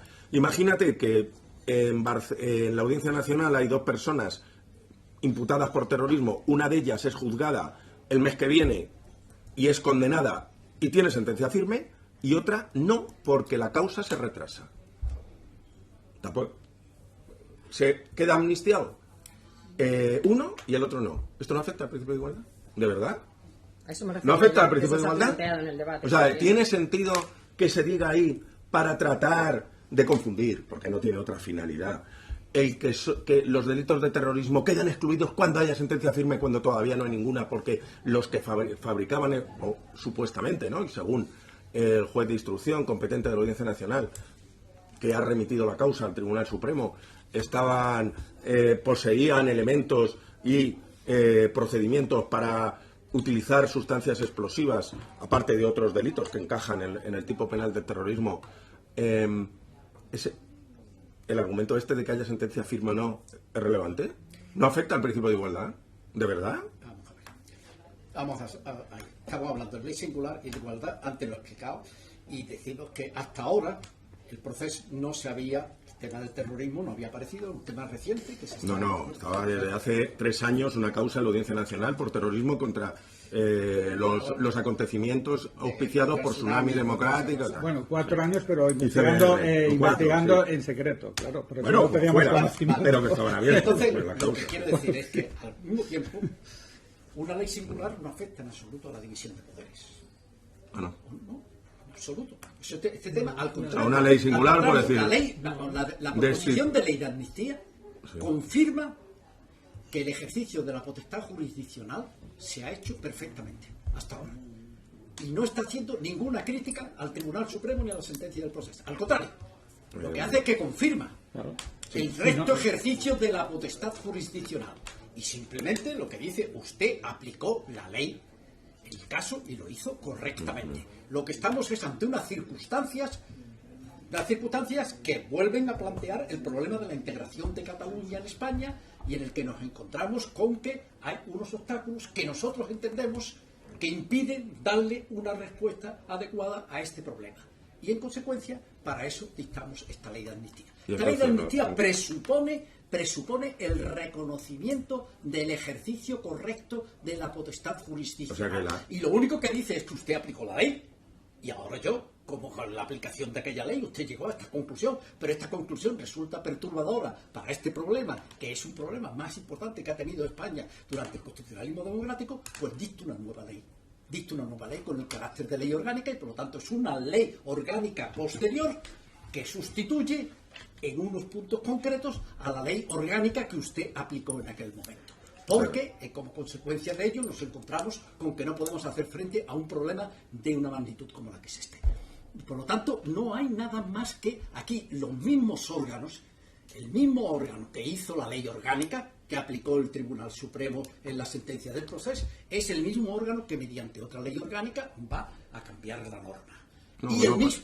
No parece que vaya a ser así, porque salvo que los juristas, Bueno, digamos, va a aplicar la salvo, norma nueva. salvo, Cambia la norma, que añade, crea una norma nueva, crea una norma nueva, ¿qué? Excepciona la norma general.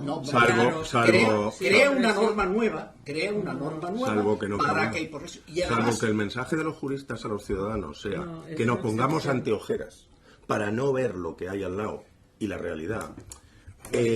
No podemos evitar el debate, perdón, si me permites un minuto, con toda cordialidad, si me permites un minuto, como yo te he escuchado. ¿no? Bueno, Vale. Sigue. bien. Sigue. No podemos abstraernos de que esta ley no surge de la nada para resolver, porque, perdón, Pero que eso nadie lo ha puesto en duda, ¿no? Eso esta nadie ley lo ha puesto en en duda. su momento, no, pero sí, No hay me voy a referir al ninguna ley que contexto, surja de la nada. por eso, bueno, bien. Pero por eso no volvamos otra vez sobre eso, porque yo creo que No, todos si no ya es- sabemos el no, contexto si no lo en he el que dicho. Bueno, está. pues no lo No, digo. Nicolás, sí, ¿Por qué no te pero- aceptas No, la pero no proposición de la puedo ley, dar mi la argumento. proposición? Sí, claro que Bien. lo puedes dar, sí. Vale. La proposición. Pues entonces voy a volver sobre una cosa que es verdad que en la intervención lo referencié, pero creo que es fundamental. Es que hay una hoja de ruta en la que esta ley se inscribe, que es el pacto entre Junts y el PSOE, que no, pero perdona, yo es que explico el derecho en la realidad social. Hay otras personas que explican el derecho solo el BOE y sin explicar ni sus antecedentes ni sus consecuencias. A mí me gusta enmarcarlo.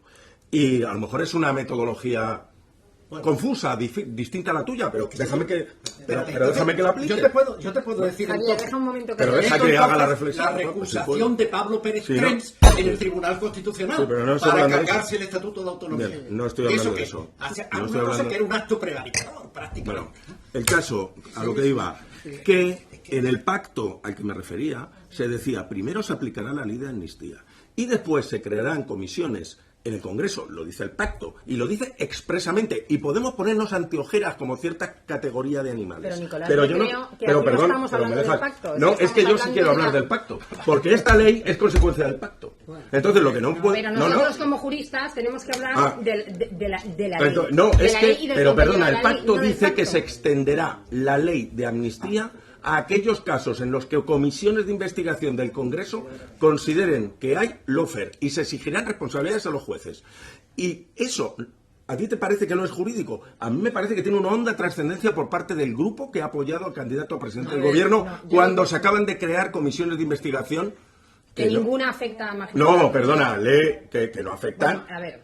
tal y como se ha redactado explícitamente. Entonces, ver, el pero bueno, problema en de cualquier esto caso, es sí, que la sí, intención por es otro. extenderlo. Y os voy a poner un ejemplo. Hay un Pero señor que es el perdona. abogado de Puigdemont, que es el señor Boyer, Sí. que está Boyer. imputado por blanqueo de capitales del narcotráfico. Y una de las condiciones, según se ha publicado, era que se le extendiera la ley de amnistía. Pero no- Mi pregunta es, ¿os parecería también eso oportuno? A Que ver. una comisión parlamentaria, una vez aprobada la ley, extienda su aplicación porque es colaborador, y hay párrafos aquí que permitirían, cuando sea ostensible que una persona ha colaborado, también para blanqueo de capitales del narcotráfico, porque están comprendidos los amigos del señor Puigdemont. Es mi pregunta, a lo mejor os parece... Bueno, esto está que- bien para una charla, para un café. Y está en una casa, en una charla, en una barra del bar, en un debate jurídico, porque tú estás diciendo que no tiene ni pie ni cabeza. Eso te Ni parece. pie ni A ver, cabeza. yo Es creo- una cosa No increíble. podemos hablar de eso. ¿Puedo, claro. Es increíble. ¿puedo intervenir? Sí. A ver, yo creo que toda la infección periodística que está en torno a esta ley produce que, pues, estas consecuencias. Si este pacto que pone PSOE y Junts, aprobado por PSOE y Junts, produce una aplicación desviada de la ley, entonces, oye, hay remedios jurídicos en el ordenamiento jurídico para evitar que se extienda esta ley de amnistía a unas situaciones que la propia ley no ha previsto. Por tanto, A mí no me asusta. A ver, A mí sí. a mí me asusta mucho el personal. Claro que me asusta el personal. Y aunque soy muy pesimista, no quiero llegar a términos tan malos con el pesimismo que me invade habitualmente. Si estos señores llegan a este acuerdo y luego en el Parlamento hay una serie de comisiones, porque a mí si la comisión está en Ginebra, a mí, mira, como si se operan, ¿eh? Pero si esto ocurre con comisiones en el Parlamento, el Tribunal Constitucional también ha dicho cosas con relación, concretamente un caso de aquí de Valencia, el caso del accidente del metro, en el cual la comisión investigadora, porque este señor puso un recurso de amparo, la comisión investigadora del tema del metro acusó a un señor que pasaba por allí o que por lo menos no había sido protegido por el artículo 24 porque era solamente un procedimiento parlamentario y el Tribunal Constitucional le dio la razón. Usted no puede ser condenado si no ha habido un due process. A ver si nos entendemos. El ordenamiento jurídico tiene muchos recursos y muchos resortes. Y yo creo que a la gente que nos escucha, que puede ser más o menos entendida en derecho, no hay que darle la sensación de que aquí pues estamos todos atados de pies y manos. No es verdad. A ver, yo pienso que una ley de amnistía me gusta o no me gusta. No voy a decir cuál es mi opinión personal, porque no interesa a nadie. Lo que interesa a las personas que nos están escuchando es saber si desde el punto de vista jurídico o desde el punto de vista constitucional esto es posible.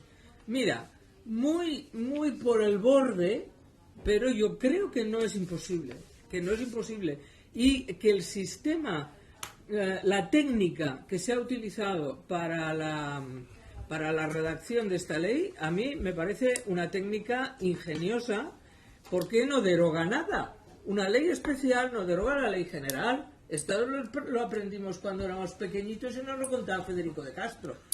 La ley general sigue en vigor.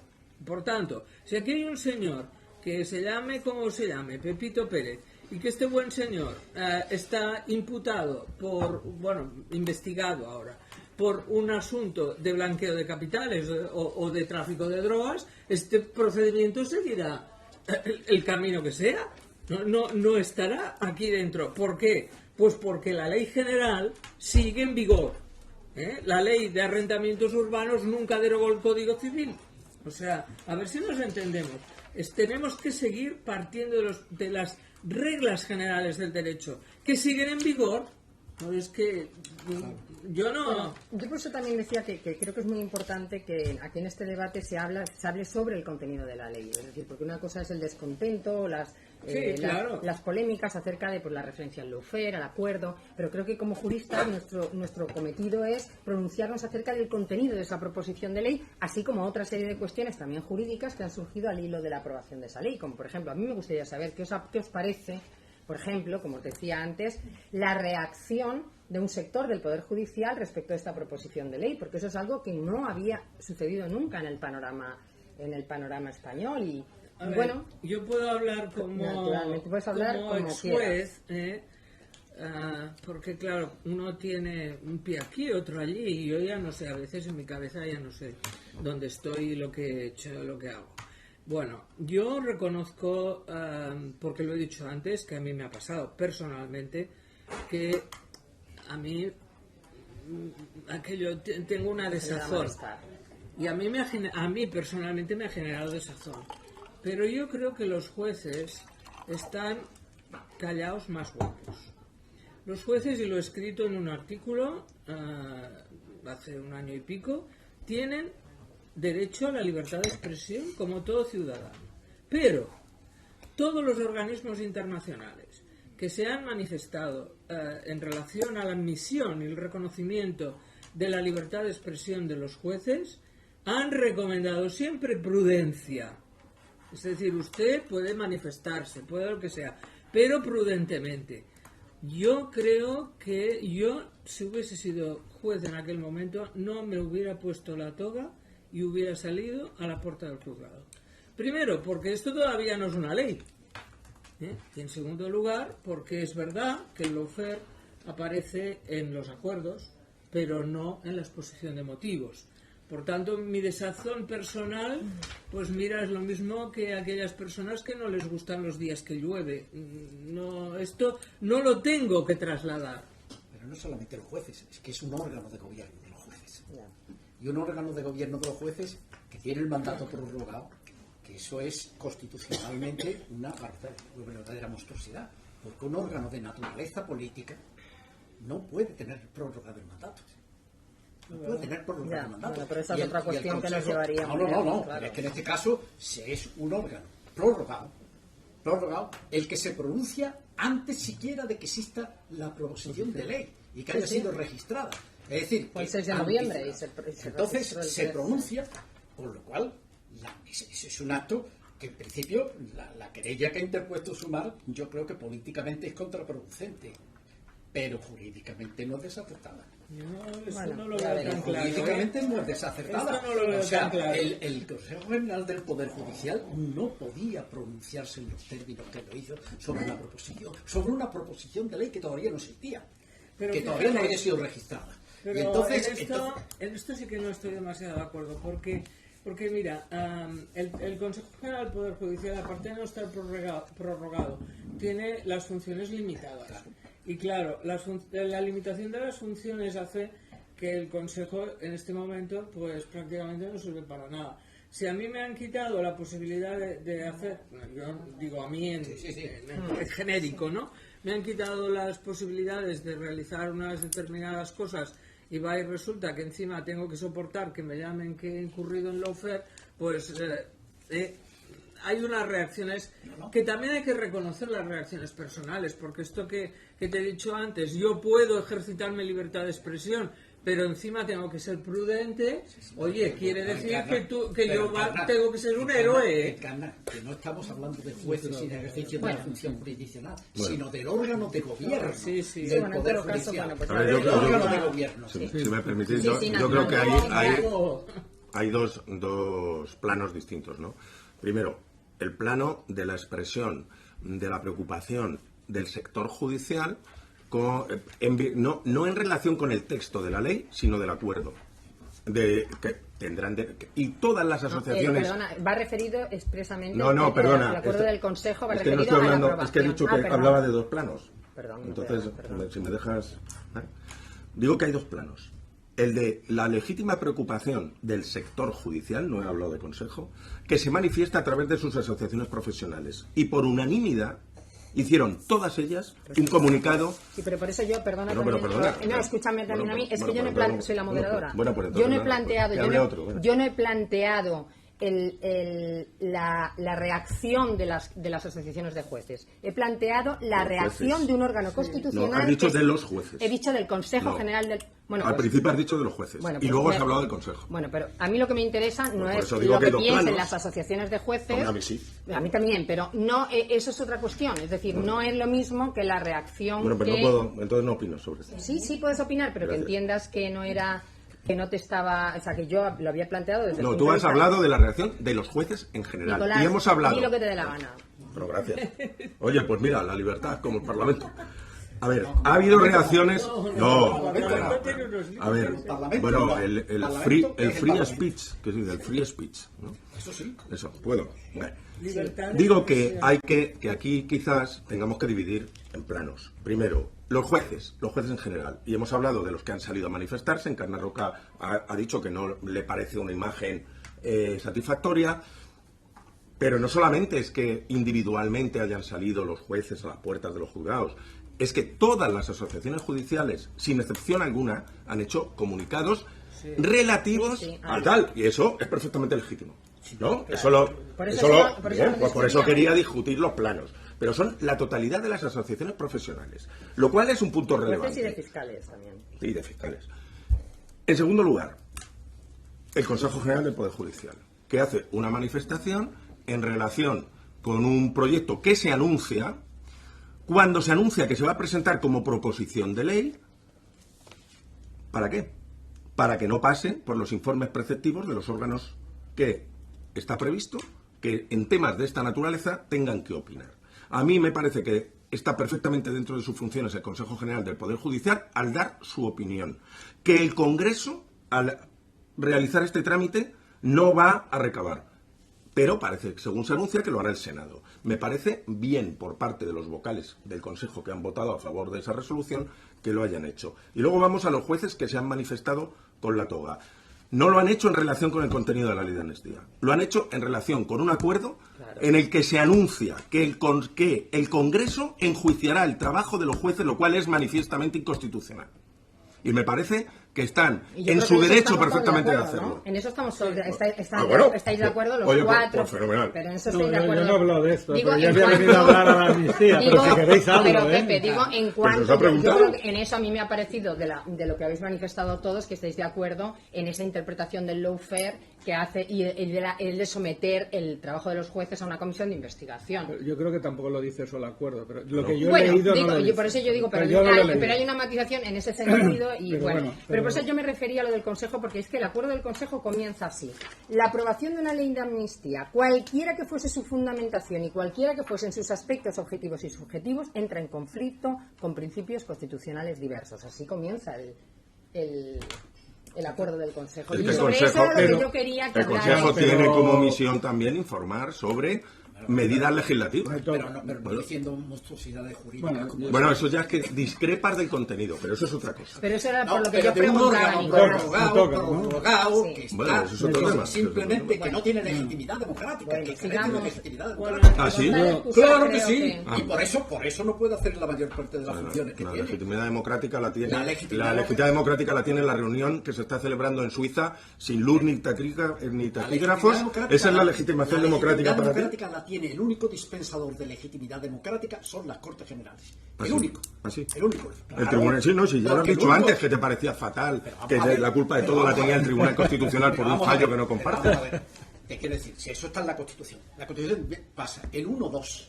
La soberanía nacional reside en el pueblo español, del que emanan todos los poderes del Estado, que el Tribunal Constitucional en una de sus primeras sentencias dijo que era el fundamento de todo el ordenamiento jurídico, no de parte, de todo el ordenamiento jurídico. Y del 1-2, ¿a dónde se pasa? Al 66.1 de la Constitución. Y en el 66.1 aparece el órgano, las Cortes Generales, diciendo que son el representante del pueblo español, y después las facultades de las Cortes Generales, la potestad legislativa, la potestad presupuestaria y la potestad de control. Del 66.1 ¿a dónde se pasa? Al 99. La legitimación del Poder Ejecutivo mediante la elección por parte del Congreso de los Diputados, la investidura por parte del Congreso de los Diputados, presidente del Gobierno. Y del 99 ¿a dónde se pasa? Al 117.1. El Poder Judicial está legitimado democráticamente por su sumisión al imperio de la ley. No a las Cortes Generales como órgano subjetivo, sino a la manifestación de voluntad de las Cortes Generales exteriorizada en la ley. Y por su independencia. Entonces, Sumisión a la ley, independencia, vamos a ver, argumentación vamos y a ver, derecho de vamos defensa. a Son los ver, factores de espera, legitimación. espera, No hay que ser tan... perdona, Yo que sé que los constitucionalistas, perdona, pero sumisión, desde el punto de vista procesal, perdona, tenemos más factores de perdona, legitimación. pero es Y es el sumisión. libre debate democrático ante los tribunales, vamos a ver. la motivación, la retórica de la motivación y sobre todo la independencia judicial, espera. que es lo que se nos olvida en este vamos a ver, no se lo olvida nada absoluto. En absoluto. Creo que Los a los que han redactado el jueces acuerdo son- están sometidos. Javier, un están- minutín y así le podemos dar la palabra también a González Pepe, Cusack, que Pepe quiere hablar. también tiene derecho a Venga. opinar. Sí, bueno, yo me vais a permitir que no hable de órganos caducados, porque me enseñaron que la caducidad de los órganos en este caso afecta a la salud democrática, entonces no opinaré sobre ese órgano que está más allá de su mandato, doblando el segundo mandato.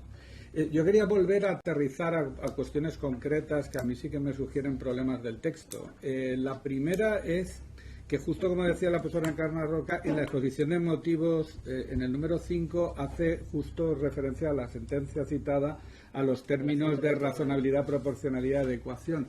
Lo que no sé es bueno, no sé dos cosas que me hubiera gustado aquí debatir. La fuerza que tiene esta, digamos, exposición de motivos a efectos luego de justificar la interpretación del texto de la ley. Yo creo que sobre todo lo que habla más que de razonabilidad, o mejor dicho, lo que habla sobre todo de razonabilidad en el sentido un poco de lo que antes decía el profesor Javier Pérez Royo, que es, bueno, aquí tenemos un problema, el problema lo definimos como un problema de ajuste o de encaje constitucional de Cataluña en España. Esto ha creado un determinado clima, afectó a la convivencia, a la desafectación de la institucional, que es lo que dice expresamente en la exposición de motivos. Vamos a solventar, ese sería el fin. Y dice, y para conseguir ese fin tenemos que recurrir excepcionalmente a una derogación de determinados tipos penales encapsulados a esa situación. Yo no sé si esto sería suficiente, luego si se tiene que vigilar esto, controlar esto constitucionalmente para superar la sentencia que cita la exposición de motivos. Sí, yo creo que la apuesta de las cabezas redactoras es posible que coincidamos en la quiniela. Luego quería plantear solamente 3 cuestiones también concretas que me sugieren dudas. Una es que entre los delitos excluidos, el artículo 2 excluye una serie de delitos. Hemos hecho referencia antes a terrorismo, pero hace otros delitos, y en concreto los que tienen un motivo discriminatorio. Sin embargo, las causas de discriminación no coinciden con nuestra norma de discriminación referente en el Código Penal, que es el 510. Y ahí faltan los factores que tienen que ver con la pertenencia a una nación o nacional. No sé, entonces lo dejo ahí por si esa falta, esa posible comisión de delitos en este marco que hubieran tenido un origen en una discriminación de origen nacional, la razón por la que estas sí serían objeto de amnistía, mientras que si la discriminación producida en el marco del proceso fuera por razón de etnia, raza, orientación sexual, etcétera, sí. Tercera cuestión que me parece también indeterminada, que esto sí que yo sé que va a sobrecitar al profesor Nicolás González Cuellar, es que utiliza el término conexos, delitos conexos. Entonces, claro, es decir, que extendería la amnistía a los delitos conexos. Entonces, claro, el término conexo, pues tenemos ahí nuestras diferencias procesales, también penales, si hablamos de la conexión en el sentido de concurso de infracciones, bueno. Y por tanto es otro tema que yo creo que habrá que avanzar, o quizás sería bueno que en la tramitación parlamentaria se fueran perfilando. Y el último es algo que me ha llamado la atención en un debate, y es acerca del artículo 10, párrafo segundo de la proposición, que habla de la suspensión de los plazos. Eso quería planteárselo yo también. Pero la suspensión de los plazos, lo que me ha llamado la atención es que exactamente reproduce el artículo 9 de la ley del 77. Reproduce literalmente el artículo 9 de la famosa ley de amnistía del 77, cambiando el plazo, que en vez de 2 meses ahora, entonces era de 3 meses. Lo que quiero decir es que yo he entendido que se refiere a los plazos ordinarios y que evidentemente esto no supone una afectación a los plazos de la ley orgánica del Tribunal Constitucional. El artículo 10 de la ley, ¿no? El 10, apartado segundo de la... Eso también era una nada, yo quería solamente plantear esta... por ejemplo, esta última cuestión yo tenía mucho interés, además sabiendo que tenemos aquí a la ex vicepresidenta del Tribunal Constitucional, el problema de... Porque antes, Nicolás, si yo no te he entendido mal, pero rectifícame, he entendido como que tú decías que existía la posibilidad de inaplicar la ley sin necesidad de plantear... La posibilidad no, la obligación. Conforme a la ley europea de inaplicarla. Eso por una parte me parece que es algo importante, que me gustaría que matizaras, y luego por otra parte la polémica que se ha suscitado en torno a la suspensión de los... Si esta ley podría derogar lo establecido en el artículo 35.3 de la Ley Orgánica del Tribunal Constitucional, en el sentido que el planteamiento de una cuestión de constitucionalidad originaría la suspensión provisional de la aplicación de la ley. Entonces, esas dos cuestiones a mí me gustaría... y luego matizas tú lo que... Yo sigo pensando que una ley posterior, en este caso sí que derogaría en parte, o para este concreto caso, impediría la aplicación de la Ley General del Tribunal Constitucional. Y que por tanto no se produciría la suspensión. Es que no se pueden examinar las leyes desde un punto de vista político. Ahora, eso sí, ¿por qué se ha puesto esto aquí? Está claro. Es la misma del 9, es la misma que el artículo 9 del 77. Estamos con la... Bueno, a ver, ¿para qué? Si es pregunta... Déjame acabar un momento. Toda este follón mediático que se ha producido en torno a la ley, las declaraciones de personas que se deberían haber callado, de muy alta calificación judicial, que se deberían haber callado como muertos, ha dado ocasión a decir, ay, tú, pues eso hay que meterlo, porque si no nos encontramos con el artículo tal de la Ley Orgánica del Tribunal Constitucional. Es que quien ha redactado esta ley o quienes la han redactado tontos no son, ¿eh? Claro, por mucho que digas que es lo de la ley del 77, Que la va, ¿eh? va como anillo al dedo. Ah, bueno, claro. Evidente. Pero no había cuestión de inconstitucionalidad. Entonces, lo que yo no estoy de acuerdo, Nico, es que un juez pueda dejar de aplicar una ley. No, yo digo pueda, debe. Deba, es lo que le digo. Pues peor, Bueno, peor. es Una postura. ley que está en vigor sin No, bueno, por lo menos, plantear, sí. sin plantear, o bien la cuestión prejudicial en Europa, si tú piensas que va en contra de la directiva de delitos y todo esto, de delitos terroristas, o la cuestión de inconstitucionalidad. Eso no lo puede hacer un juez, está prevaricando. Yo, junto con más de 300 profesores de universidad, Mira, tú. que a lo mejor, oye, no sabemos tanto derecho como otras personas, pero consideramos que sí. ¿Por qué? Lo explico brevemente.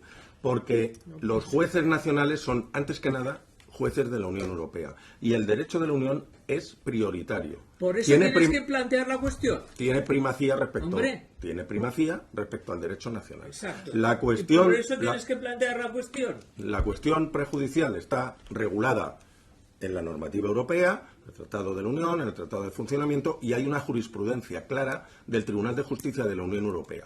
Si el juez entiende que la cuestión es clara o está aclarada, no tiene ni siquiera que plantear la cuestión. Perdón. ¿Y dónde pero- está pero- la regla? Dejemos Sí. que No, Nicolás, pero- dejemos que lo Nicolás, estoy bueno, expresando, dejemos que Nicolás ¿no? Yo doy mi acabe su- opinión, ¿no? Sí, Parecerá sí. una barbaridad. Nicolás, No, acaba- 300, más de dejémosle- 300 profesores. Dejémosle que acabe su... Si tiene dudas, es cuando tiene que plantear la cuestión prejudicial. Todo eso Bien, está- entonces, bueno, ¿y esto qué quiere decir?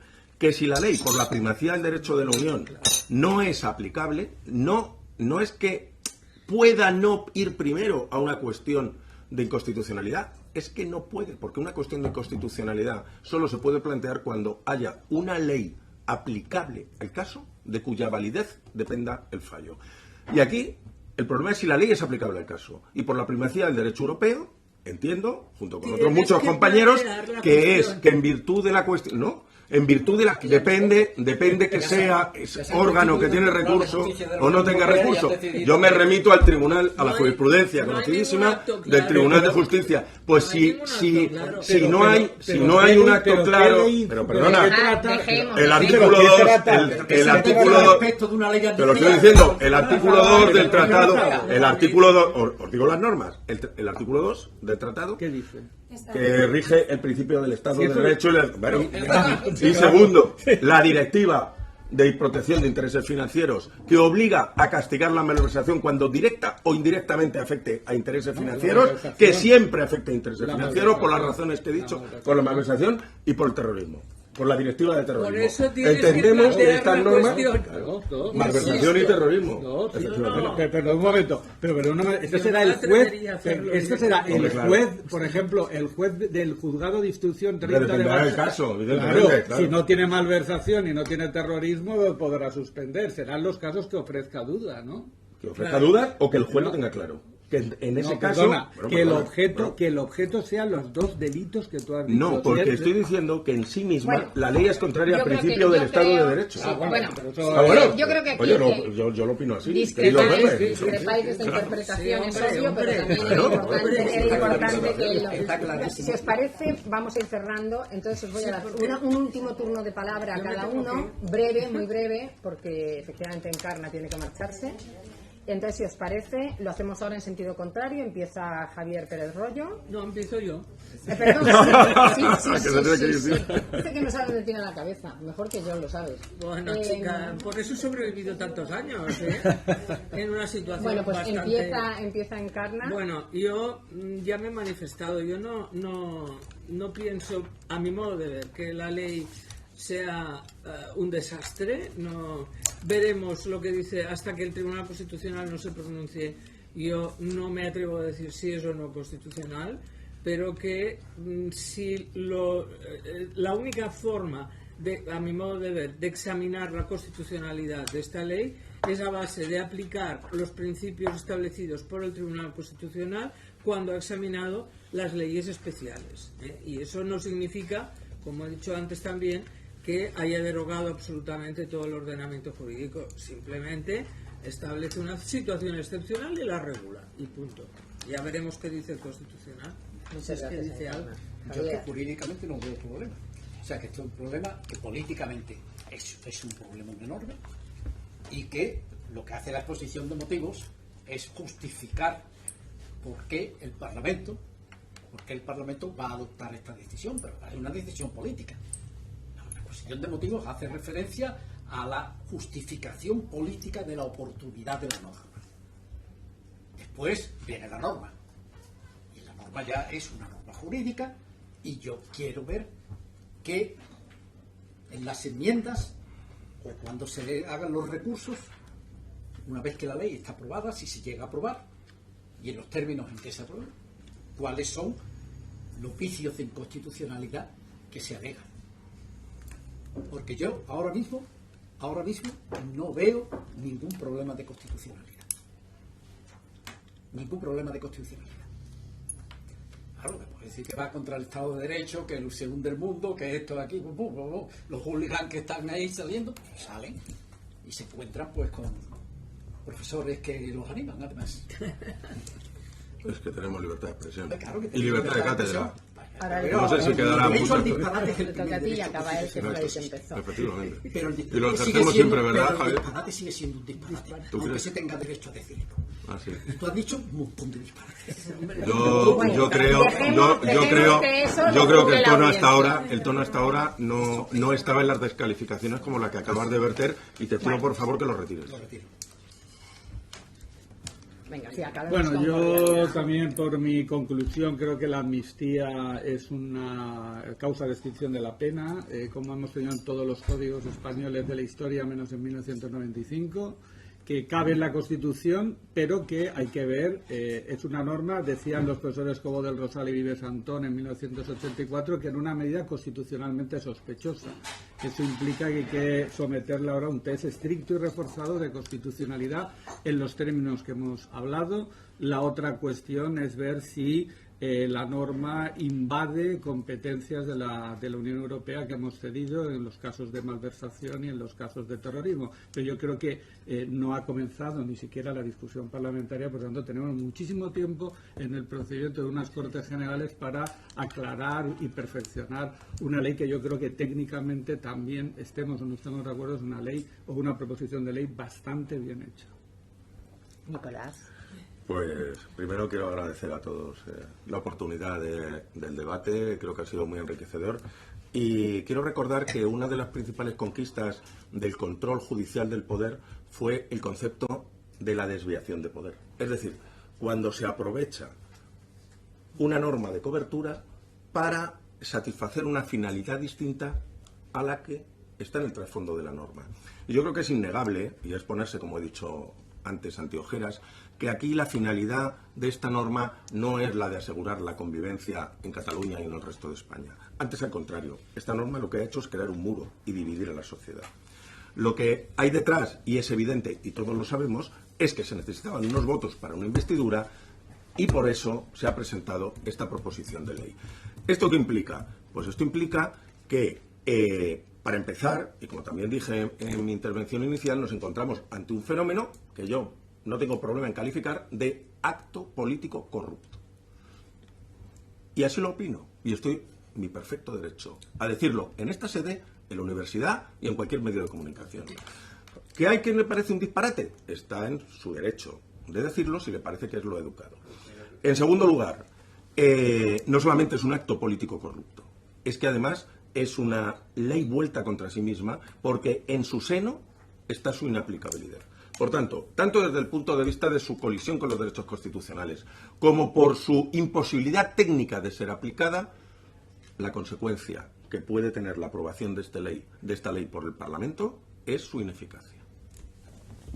Bueno, pues muchísimas gracias. Yo como moderadora no debo pronunciarme en ningún sentido, pero como penalista sí que voy a manifestar mi deseo de que durante la tramitación parlamentaria mejore esta ley, sobre todo en lo que hace referencia al ámbito objetivo de aplicación, porque, como diría mi maestro, el principio de legalidad lo merece. Muchísimas gracias a todos por vuestra participación, por la cordialidad con la que habéis manejado los argumentos jurídicos y, bueno, también muchas gracias a todos nuestros oyentes. Gracias.